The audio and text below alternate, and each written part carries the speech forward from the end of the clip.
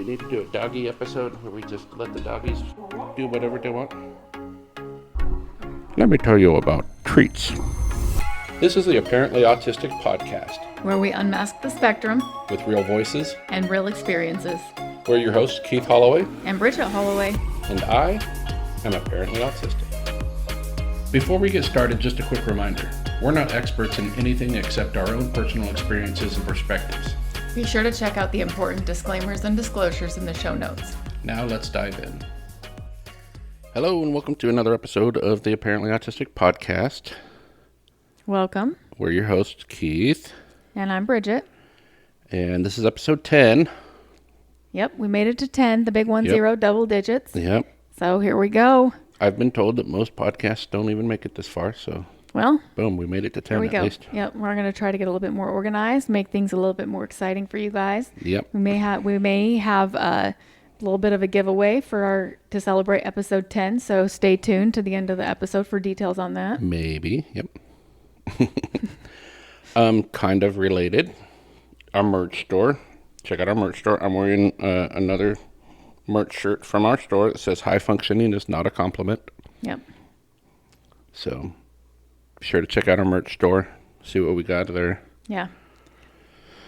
We're going to be organizing that a little bit different and getting some new products on there. So if you might see some changes over the next few weeks, but Bridget already is she's already been designated the social media person. I make one post this week. She made one post and got a whole bunch of reactions and stuff. So yeah, it's kind of fun for me to interact with the audience and give a different perspective.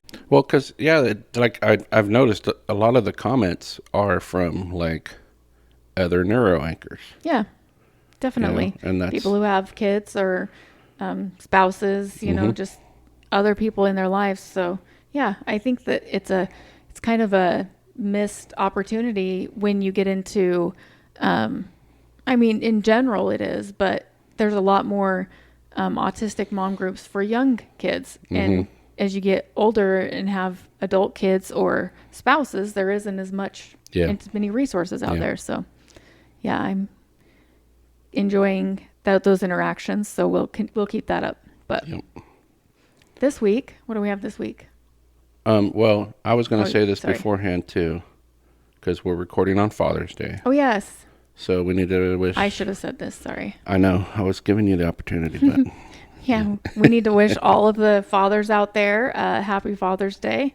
And to Keith, happy Father's Day to you. Thank you. Yes. You got the fur babies and the kiddos that you're a really good father to. So, yeah. Happy Father's Day. And for Father's Day, we kicked 2 of the kiddos out. We did. They went driving. Yep. Usually it's just our youngest, but our son, who is away at flight school, came home for the weekend. Yep. So he's out driving with his little brother. We have to get so many driving hours with him to get his driver's license, and somebody else gets to be tortured with it for a little bit of time while he's here visiting for the weekend. Just kidding. It's not really torture, but... Yeah. So we got all that out of the way. She's going to need attention, isn't she? It appears that way. So for this episode, we're going to kind of we're going to hit on like 4 topics in autism. They're ones that I kind of thought maybe wouldn't fill out a full episode, but are still kind of important ones. You'll see, people will sometimes do quick videos on these online and stuff. Yeah. So I figured we could talk a little bit about each of these 4 topics. What they are, give kind of examples about them. And I don't even know that these are issues that necessarily even, well, some of them probably need some kind of strategies, but some of them are just, this is what it is. Yeah, just like awareness. Yeah. Yeah. So the first topic we're going to talk about is echolalia. And this was relatively new to even you. Yeah, it was. I don't remember what episode it was, but I mentioned it and you were like, I've never heard of that. Yeah, so I'm going to start off with the definition just so everybody knows what it is. If you've never heard of it, like I hadn't, it is the repetition of words, phrases, or sentences spoken by others. It can be immediate, repeating right after hearing it, or delayed, repeating it much later. In autistic individuals, echolalia often serves as a meaningful form of communication, emotional regulation, or language processing. Yeah. It's not even just words or phrases either. I mean, It can that's be a just common sounds. thing. It can be sounds. It can be, it comes in a lot of different forms. Yeah. And it can be internal. It can be external. Like you can be, it's like when you get a song stuck in your head, that's the closest, I think, similarity to what neurotypicals like what they would call like an deal with. earworm. Yeah. But like for me, I think mostly I've internalized most of mine because again, I grew up not knowing I was autistic. It wasn't, oh, we know this is a thing and it's okay.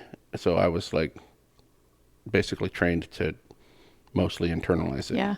And you know what I think of when I think of this is, I think of Mr. Deeds, but it's probably in several movies when he walks into the big new house and no, it's new to him, and starts shouting words and it echoes in the hallway. It's kind of like that, but it's actually the repeating of the word. It's not just an echo. It's, right.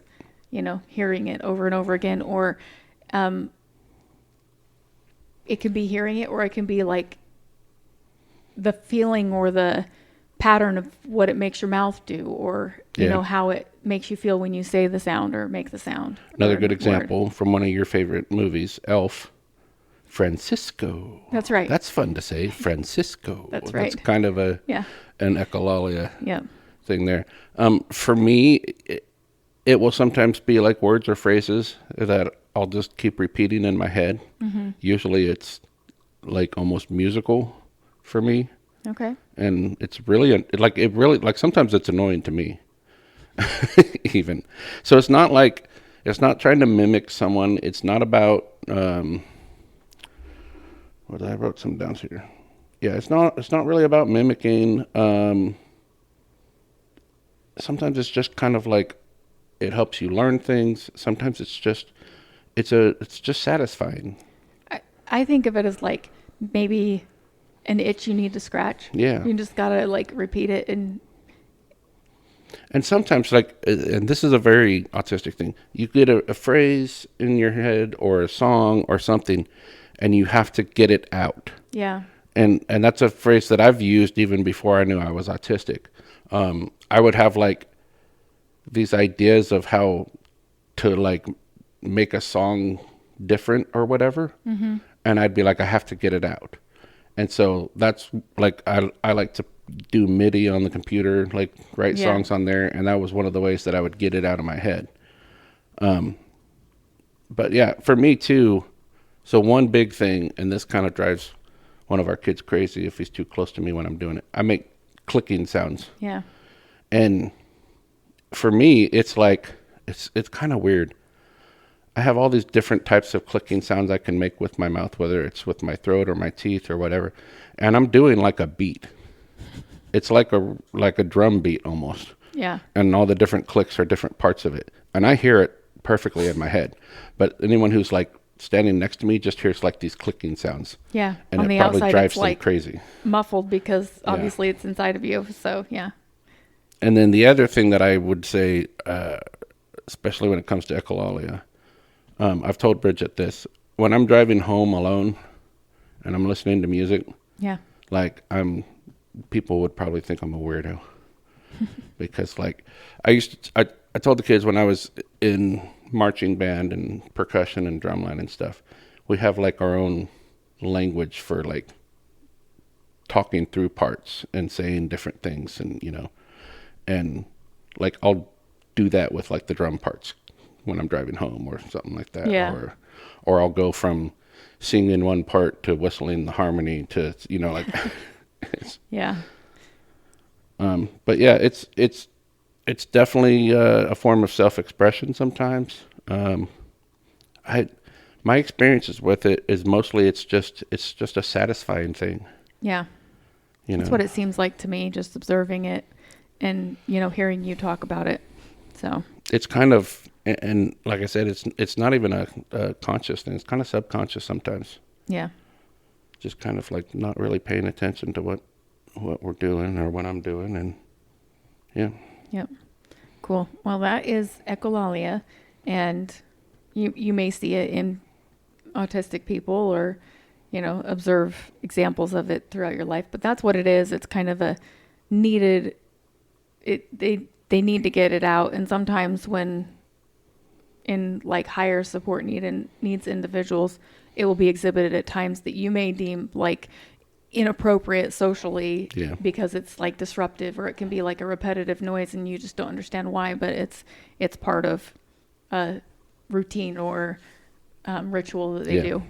It's not meant to be disruptive. It's not meant to be disrespectful, but it's a necessary part of just the identity. Yeah. So it's definitely something that this is one of those things.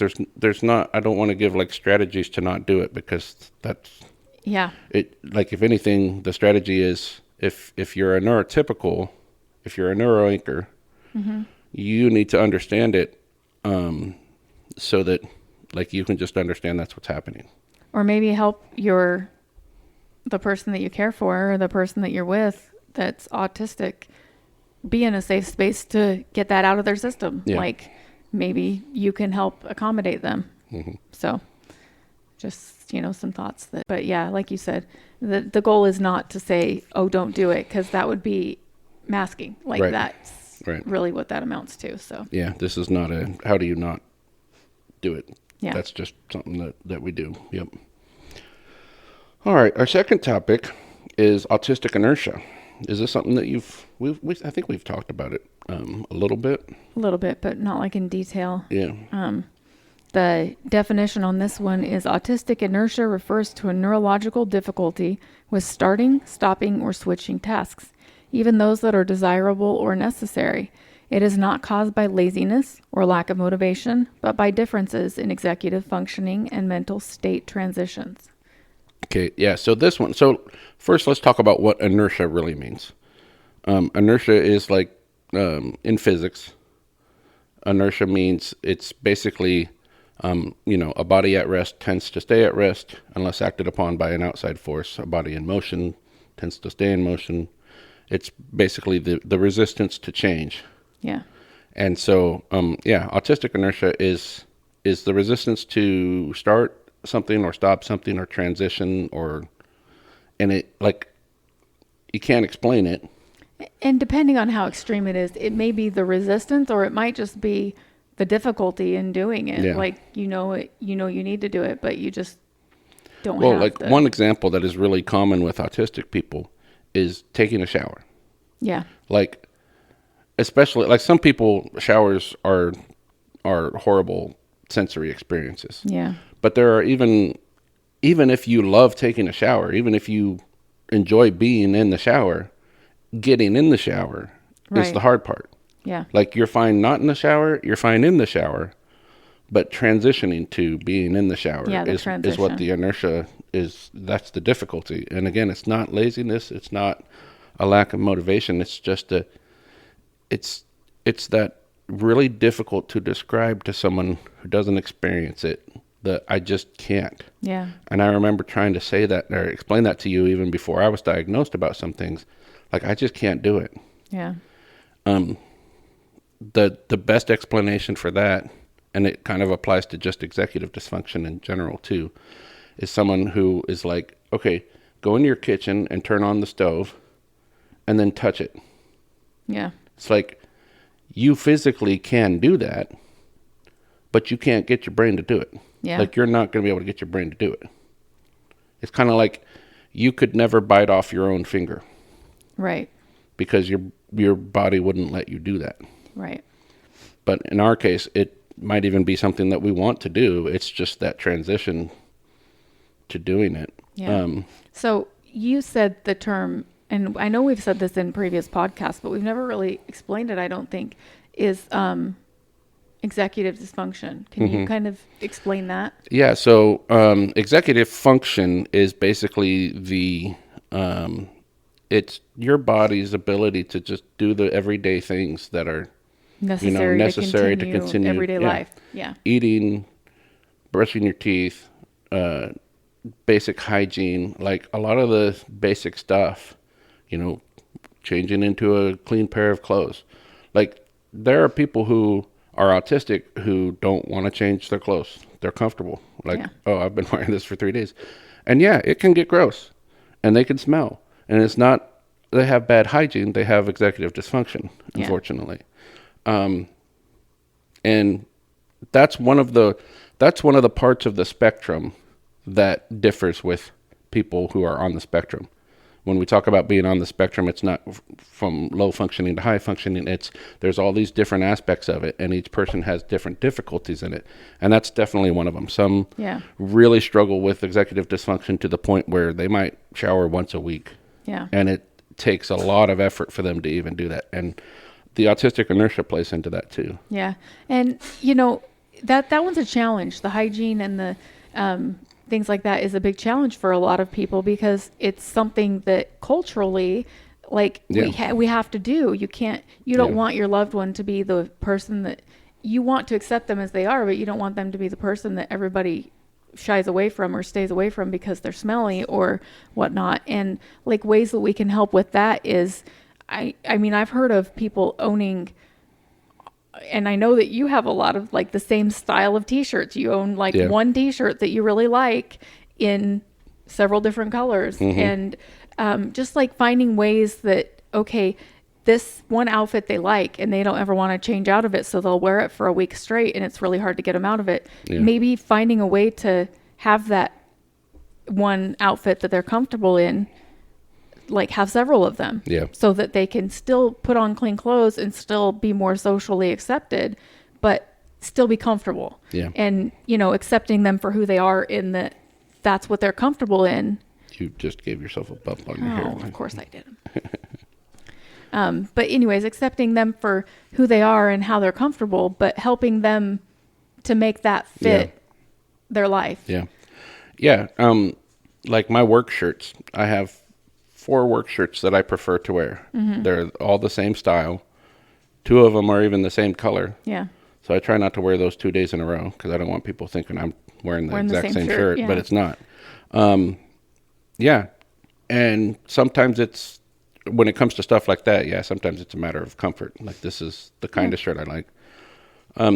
I'll admit when it comes to executive dysfunction, the thing that I struggle with the most is brushing my teeth. And it's remembering to, it's not that I don't want to brush my teeth. And I don't like having like bad breath or whatever. I just don't think about it when I have the opportunity to. Like there's been times where I've been I'll be headed to work and I'm like, didn't brush my teeth. And then I feel really self-conscious about it. It's not that I want to be gross. It's not that I don't care. It's not that I, am like, I don't care if I've got stuff in my teeth or if my breath smells. I just don't think about it. There's like this natural, and I speak about it, but I don't understand it because I've never experienced it. But, as I understand, neurotypicals just have this natural, this is what you do, and you don't even have to think about it. You don't have to plan it out. You don't have to make a checklist, whether it's physical or just a mental checklist. You just know to do these things. And for us, like checklists is one of the ways that we can try to deal with stuff like this. Try to navigate it.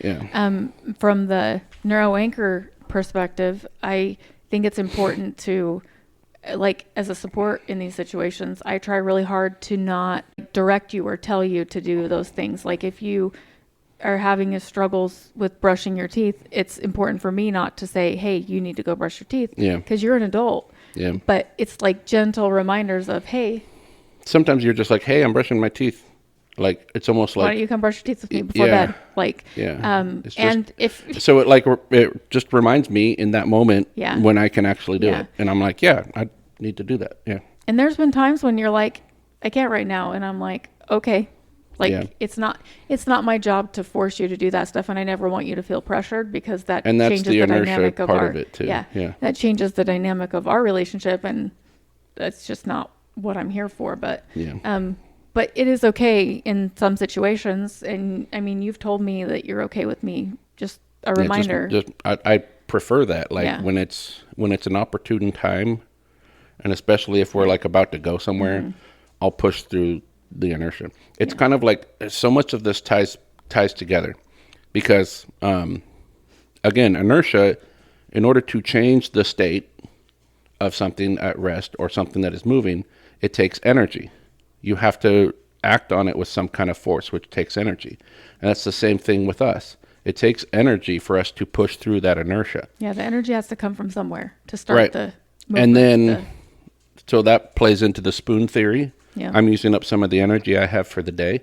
Burnout plays into this. If you're in burnout, you already have less energy, so it takes more to push through that. Yeah. So that's like all of this comes together to explain a whole lot. Of Like why there's challenges. Yeah. Why, like when you go into burnout, that's why one way you can tell someone's in burnout because they haven't showered in a while and they just want to because it takes more energy to push through that inertia when you're in burnout than if you're not. Yeah. And so that just, that's a really kind of it's a real good example of how all of this stuff comes together. A lot of the things we've talked about comes together. Yeah, they do kind of all fit and overlap. So hopefully we're explaining this in a way that, and I realized that we hadn't really explained executive dysfunction. If there's something we haven't explained that you guys don't know, like don't hesitate to comment and we'll circle back around and visit because if you're wondering, somebody else out there is wondering too, and we want to make sure we cover things. Well, and let's see, this is episode 10. So it was episode 8, I think, was the executive dysfunction one. So we kind of talked about executive dysfunction and how it made it hard for me to even we did talk prepare about for the because we were going to do a whole episode on executive dysfunction. Yeah. And instead, I was struggling through burnout. I don't know that I'm in burnout or whatever. Like I'm doing better. I have more energy now. Was better able to prepare stuff. Some of the things that help with that is just, again, being able to recover, spending time with family. Yeah. Our son's in town. That was a fun surprise. We got to just hang out last night. And a few days ago, I think it was your Friday at work, and you said to me, I'm going to go in and take myself off the overtime list for this weekend. I need some days off. And I said, great, do it. Like if you need the time off, take the time off. Yeah. And part of it is recognizing that I'm in burnout and what are things that I can do to take things off of my plate. And not feel guilty about it. Yeah, where can I set some boundaries to help and protect myself? And that's okay to do. Yeah. I'm getting better at excusing myself in those situations. Like being able to understand that I need to give myself those breaks because that makes me better for everybody. So I'm like doing you a favor by giving myself that break so that I'm not in burnout and I'm not so easily, Definitely. The other aspect of this, you kind of touched on it. We didn't say that it's specifically that, but it's the pathological demand avoidance is another thing. And it's one where it's like, we're about to do something, but then you tell us to do it. And we're like, well, now I can't do it. Yeah. And I can't explain it, but it's like, it ties into, I think, wanting autonomy. Yeah. Like there's part of our brain that wants, like, it's almost like I'm proud of myself for doing this thing without being told to do it. Yeah. And now you just ruined it because you told me to do it. And even though I know I was going to do it, it's like, it's weird. And from my perspective, it's a fine line, but there's a difference between me telling you to do something and me suggesting that you do something, because it still leaves you the option. Yeah. It still lets you be in control. And if I tell you to do it, then suddenly it's like, well, I've been directed to do that and I don't want to, so I'm not going to. And even if it's still your choice, you might still not want to do it, but you realize, okay, I still need to. I don't want to do this, but I still need to, so I'm going to choose to do it. Right. It's like it still leaves that open, and I know it's a fine line, but I think it's important. Because we just talked about how you remind me, and that's why it's better when you're just like, hey, I'm brushing my teeth, like kind of hey, now's a really good time, for you to do it. Yep. So and it looks like, especially demand avoidance looks like defiance. Yeah, it really does. Especially when it's your kids. Yep. And I know that our sons have expressed that issue too. Yeah.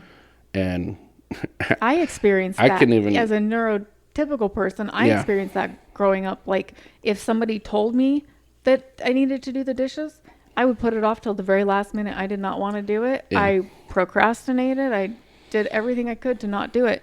And ultimately, in the end, I would do it, but Yeah. I didn't want to if somebody told me to. If Mhm. I wasn't directed to do it, I knew it was my dishes night, and would get it done. But Yeah.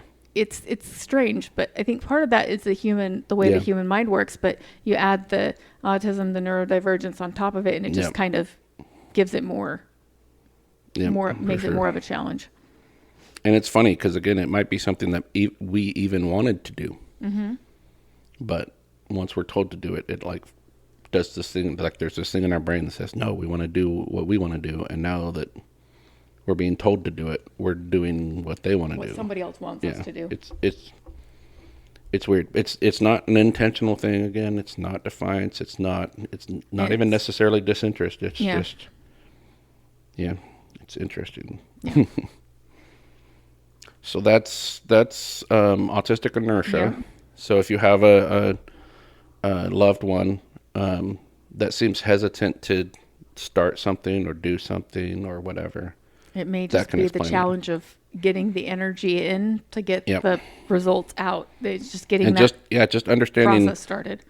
it'll take energy to start it. So that's taking away spoons for their day. That's why when you talked about spoon theory, like just taking a shower takes spoons for us.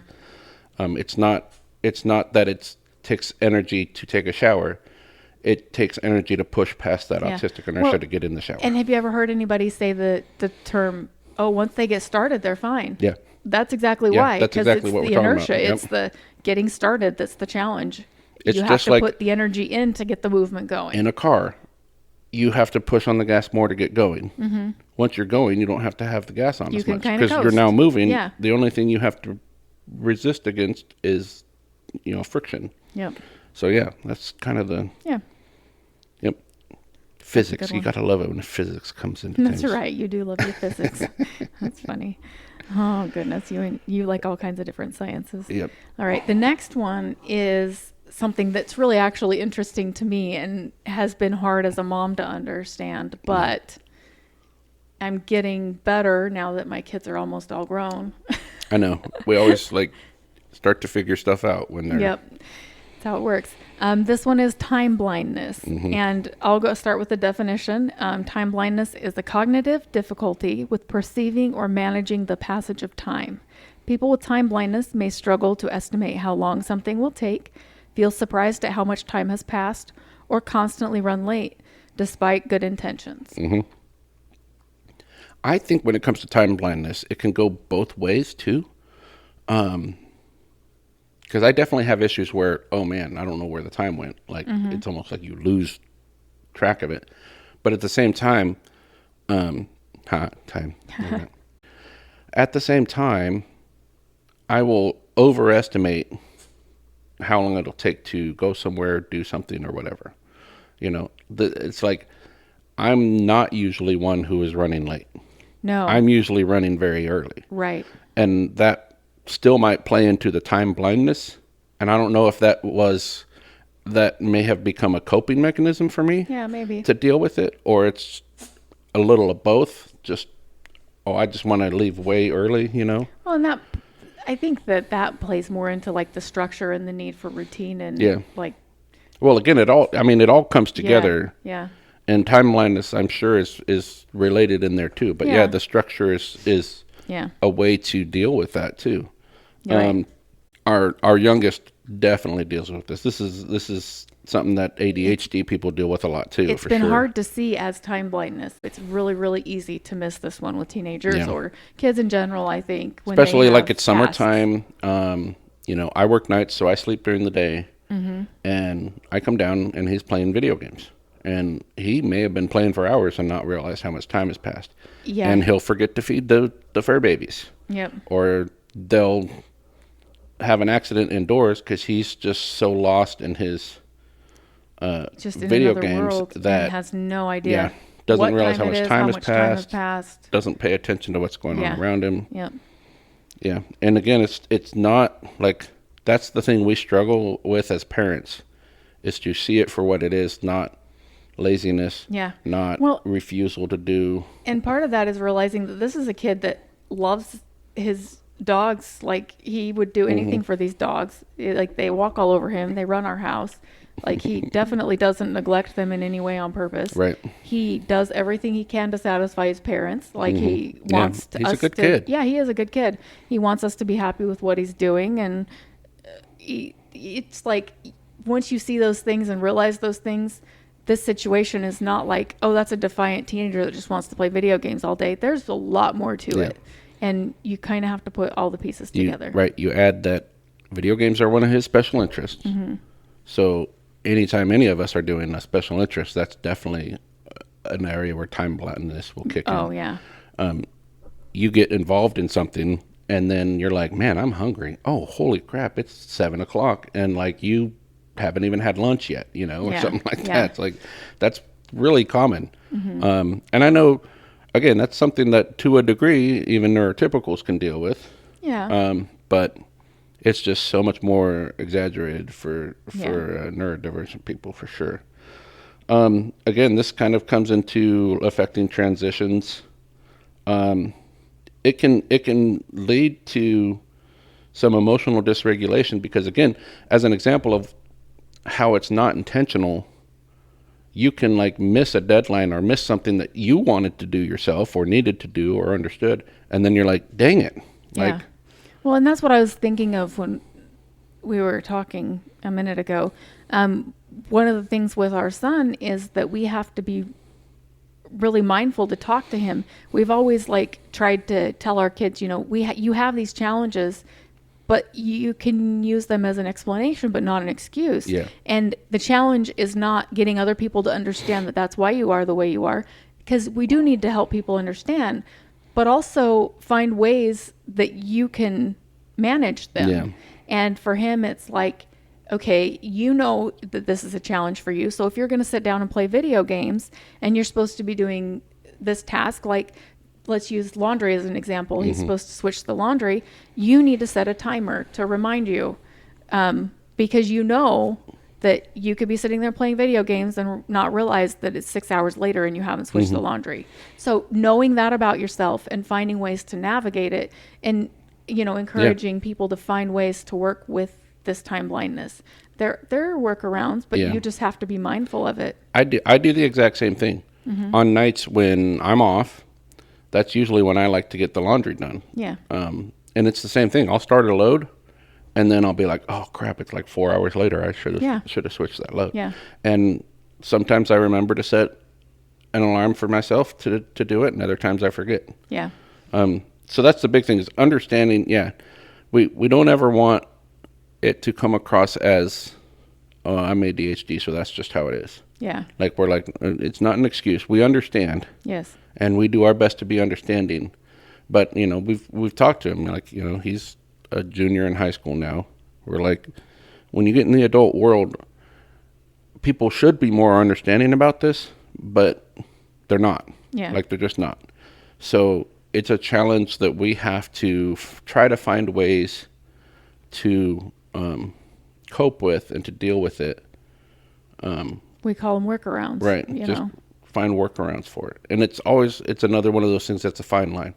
I don't think this is something that plays into the individual person's, Right. not just, this isn't something that, oh, it's just inconvenient for other people, so they just need to learn to not be inconvenienced by who we are. Right. This can play into your own personal goals and stuff too. Yeah. So it's good to find workarounds for it, for yourself as well as for other things. To be able to overcome these challenges you face to accomplish Right. your goals.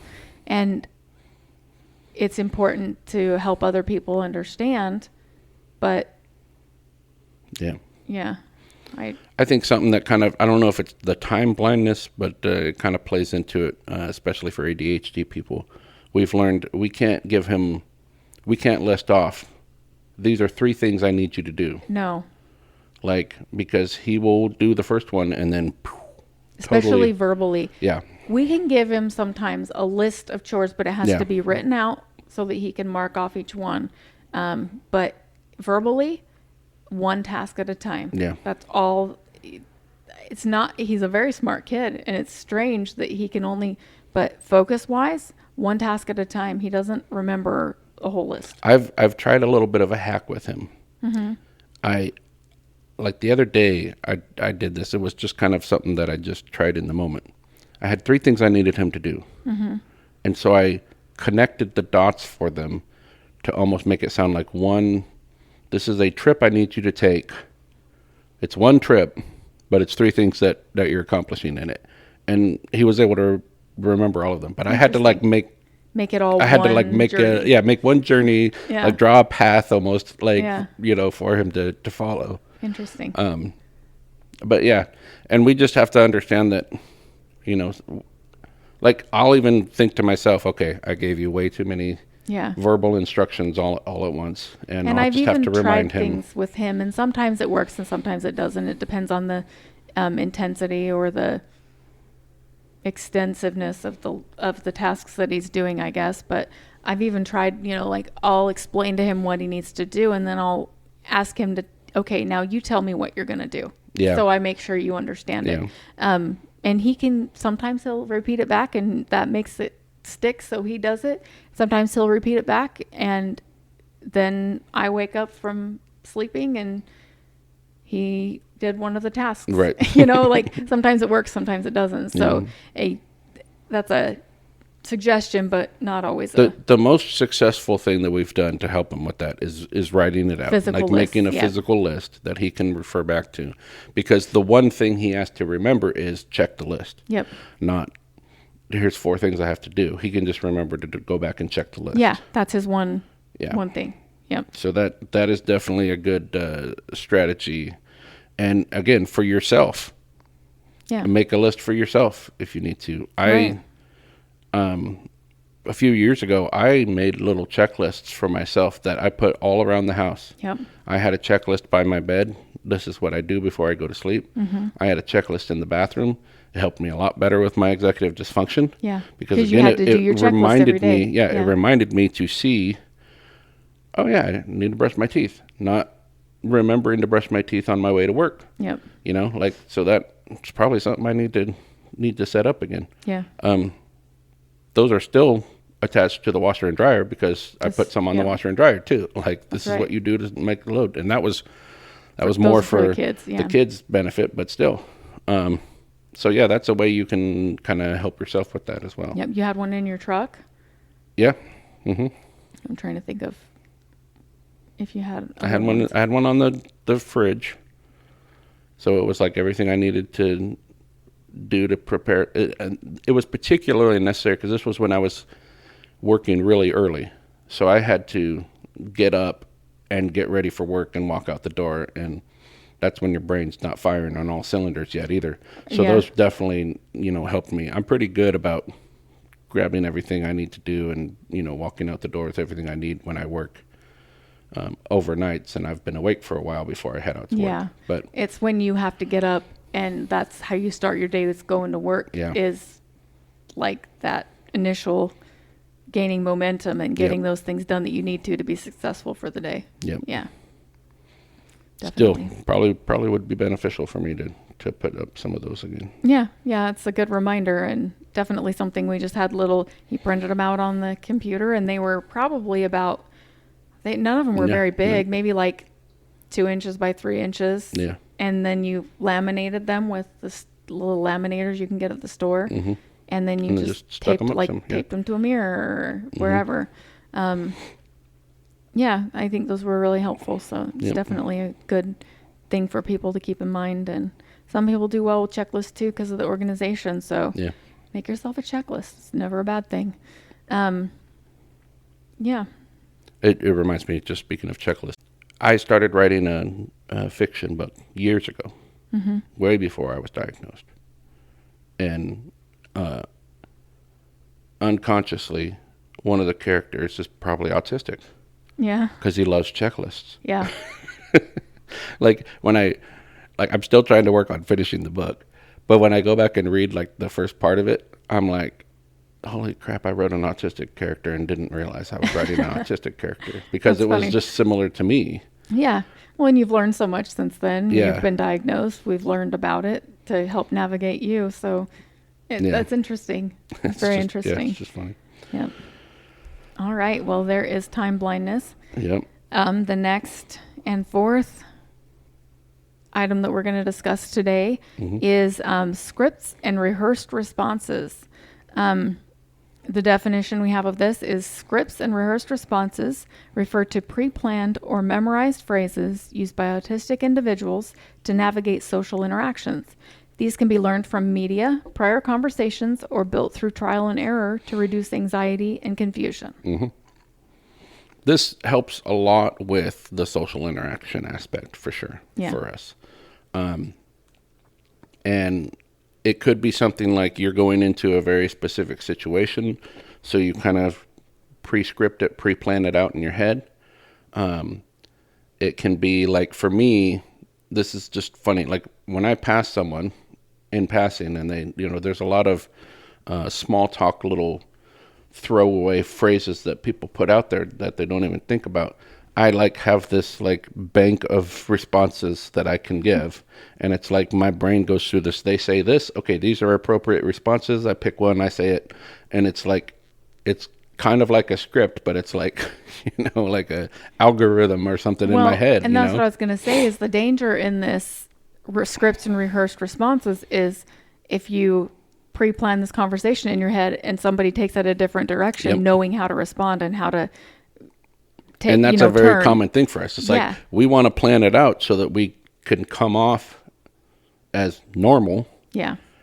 And then someone throws something unexpected at us, and we're like, so if you ever have an autistic friend or loved one or whatever, and they almost freeze, you just went off script. Yeah, probably. And they don't know what to do about it. So, from your later life experience, it's like you said, maybe it started out with one response to those things and you realized, okay, one response doesn't always work. So you added a bank of things that you can respond to in those situations, and you just go to the bank and you're like, okay, that one works. Yeah. It's and a you really almost quick process, learn what are typical responses from people in that situation. One common thing that I'll respond with, oh, how you doing? Oh, living the dream.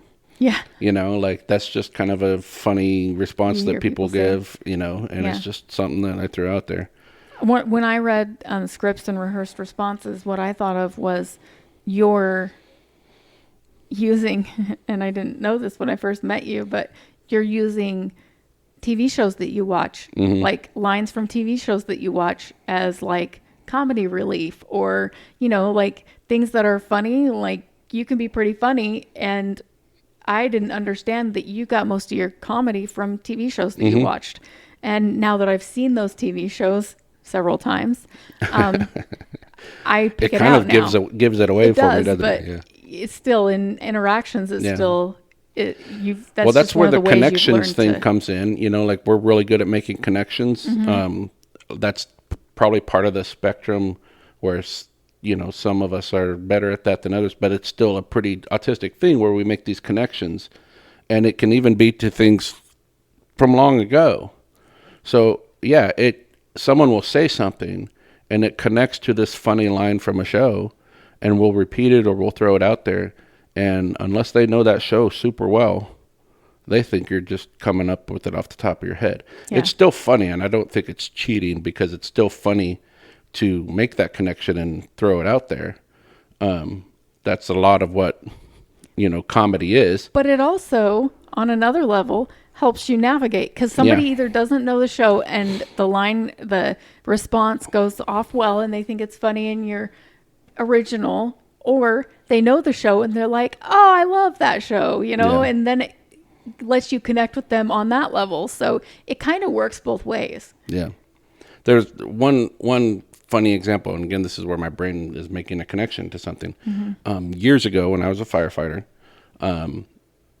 it was they were doing some kind of blood donation drive thing. It wasn't the one that you and the boys came to, but it was it was the Battle of the Badges, though, still. Okay. Where they have people donate either on behalf of the fire department or the police department. Yeah. And one morning after our whole shift went to donate blood, and then we went out to breakfast.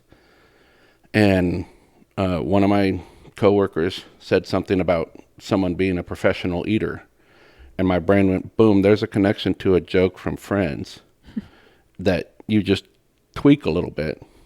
And I said, I've been maintaining my amateur eating status so I can eat in the Olympics.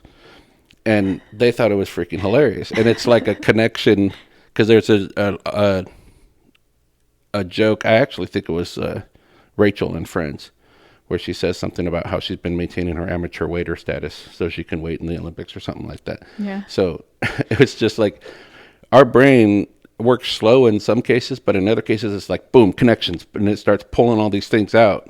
Yeah. That is kind of like the scripting. Like, here's a funny response that you can throw out there. Yeah. And some of it takes practice, and some of it just, I mean, you're really great at it most of the time, but I've seen it fall flat too. Yeah. So you kind of take a risk, but Right. it's, definitely something that happens is using those. Because a lot of scripts and comedy those is pre-planned observation, lines. and so it's still. I think it's still that. I think that's why there's some autistic comics out there that are hilarious. Yeah. And I think that we're plays using into it. comedy as a specific example, but Right, it's but not it's just not. comedy. No, it's not. Socialization in general is observing other people doing it and seeing how it works. So, Well, it's funny. An example from our kids. So, one of my oldest daughter is autistic, and then my second oldest daughter, I wouldn't be surprised if she's autistic, but it in kind of different ways. yeah. And then our youngest daughter is dyslexic for sure, but she's definitely neurodivergent Yeah. on the spectrum too.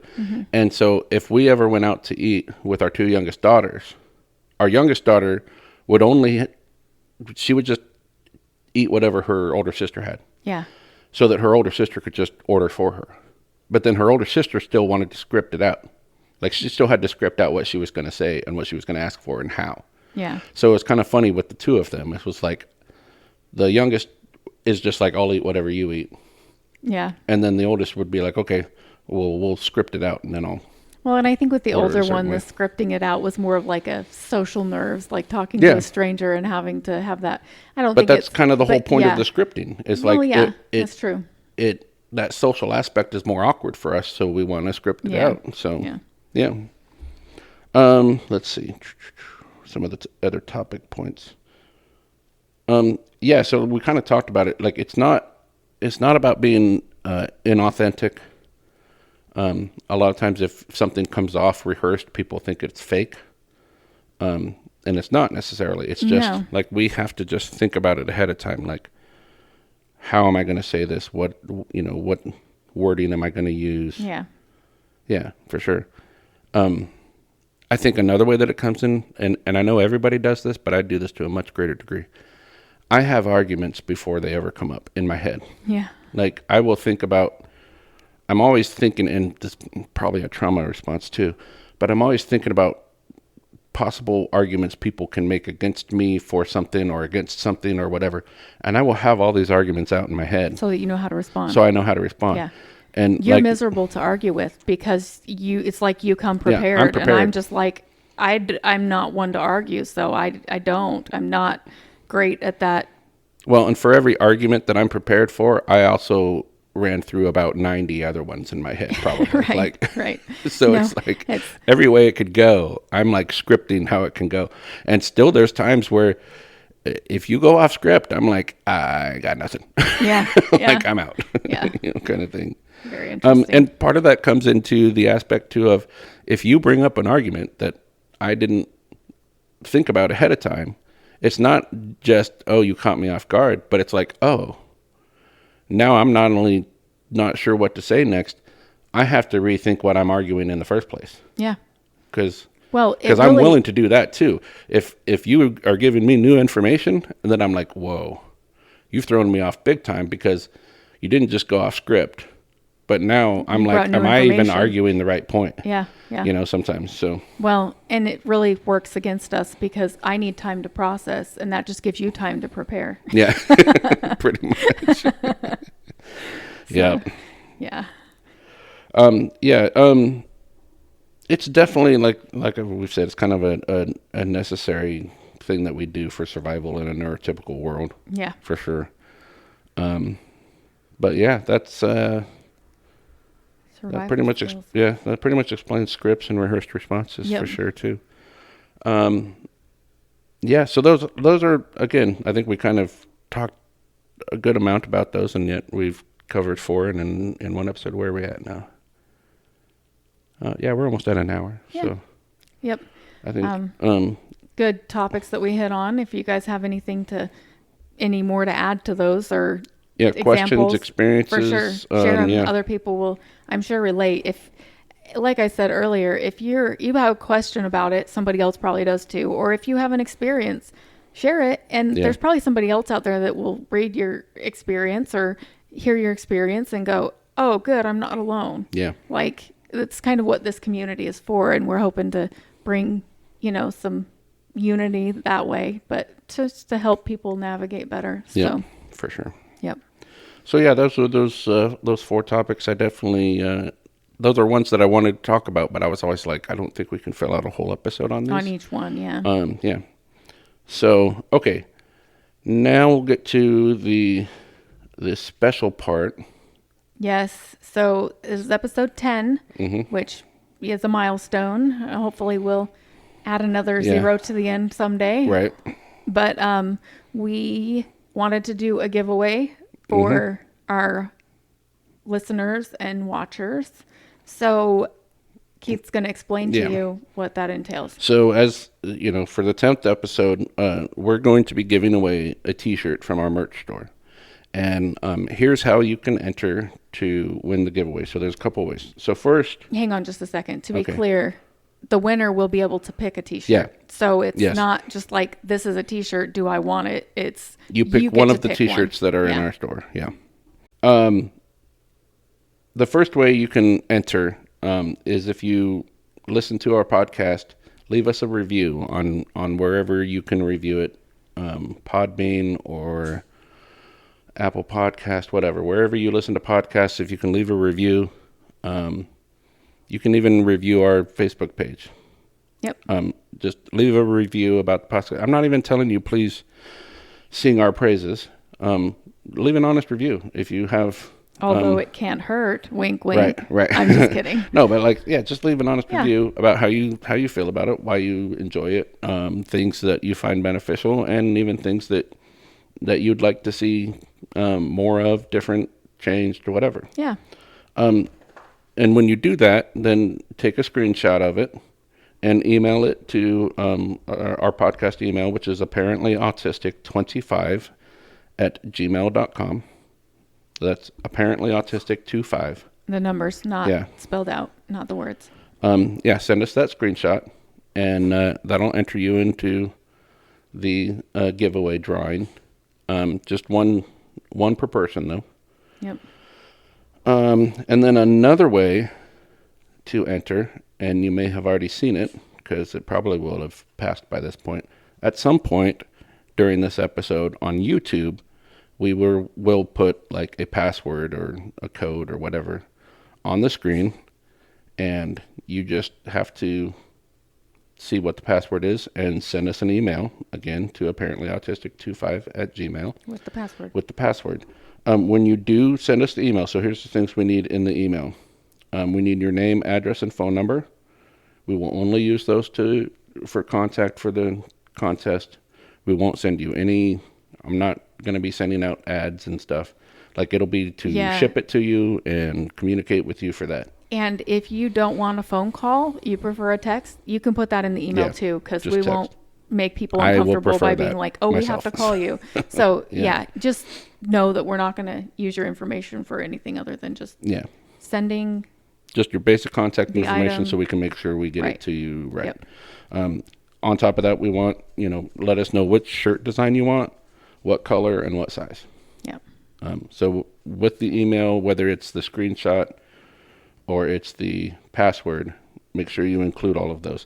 And you can enter once per method. So you can enter up to 2 times, once with a review and once with putting the password in an email. Contact information is the most important. If Yeah. you don't get the shirt design and stuff in there, we can ask you for that afterwards. Once we but have the as long contact as we have information. your contact information, I think that's the primary. Some of the very basic rules, and we will put all of the rules for this contest in our show notes, so be sure to check those. But it's for U.S. residents 18 and older. I know we have a few listeners outside the U.S. We're not quite at the point where we can afford or know how to handle international shipping yet. We'll get that figured out someday, I'm sure. Yep. But And we'll be doing more yeah. giveaways and stuff down the road as but we grow. unfortunately for now, we'll do more giveaways as we grow. But for now, 18 we have or to just older limit in to the 18 and US for older in the now. U.S. So the deadline for doing this is June 25th, and that is basically giving you a week from when this episode comes out. And then we will do a random drawing, and we will announce the winner on episode 12, which will come out on July 2nd. Yep. So we'll probably notify the winner before then. But And the just so announcement you know, on the podcast will announcing the winner will probably be first name and like the city Yeah, you're from. just your first We're name not and going to give city. out Yeah, your no. full name or anything. I know that people hesitate to enter things when they're worried that they're going to be like put in the spotlight. We won't Right. do that to anybody, but we do want to congratulate you and Yeah. recognize you. Yeah, all the concerns that you might have as an autistic person giving out your information, I 100% understand. So yeah, this will not be. Maybe even business people will use these as a good way to get people's contact information. I'm not playing that game. Yeah. We won't be sending you unwanted text messages. We won't be, hey, here's our new thing. Like if we ever do a newsletter, it's going to be like, hey, you can sign up for the newsletter telling us specifically you want to do that. We're Yeah. not playing that game with this one. Right. This is just kind of a thank you for listening. Yep. It's a Tell you your know, friends, yeah, like, tell help your us- friends help us trying grow to and- grow the podcast. That's Yeah. our only goal. All right, so that pretty much does it for this episode. I hope you kind of found this informational and learned something about those topics. Again, feel free to comment your own experiences, any other questions that you have. You can always feel free to send us questions for another Ask Us Anything episode that we might do later. Yep. Yeah, We will answer your question for you and then Yeah. bank it to use. we really later. do enjoy interacting with Yeah. people. Yeah. On Facebook is probably the that's where we're like most active. I need to get all my accounts sorted out because the Instagram account for the podcast is tied to my personal Facebook account. And so sometimes I'll post things on my personal account, And they and show I'm a up on lot the- more opinionated on my Yeah. personal account Yeah. than I want to be on the podcast account, and it will automatically post it to the podcast Instagram. Okay, So I we'll need to work get on those that. sorted out. So if it seems like, hey, that's you're kind of cutting people off on whatever, I'm not trying to do that. I understand that we all have different strong opinions about some things, and we can differ on those in another space. But I'm trying to keep that out of the podcast because we 'Cause want to this is focus about on our autism. similarities, Yeah. not Yeah. what we're different on. So if that happens, just understand it's probably a mistake. Yeah. Same with our TikTok. There's a lot of TikTok videos that I want to share that I need to make a personal TikTok account too. We'll work on getting those separated. Try to get That's those separated important, I and think. fixed too. But Yep. um, Cool. Well, and as thanks. always, like, comment, Yep. Subscribe, Subscribe, share, all those download. good things. Yep. Tell your friends, family, whoever you know, that you think this might benefit. And we love to hear from you guys. Yep. So, Meanwhile, we will see you next week. Get those entries in yep. and have a good week. Yep. Have a good week. This podcast is for informational and educational purposes only and does not constitute medical advice. Please consult a qualified healthcare provider for diagnosis or treatment of autism or related condition.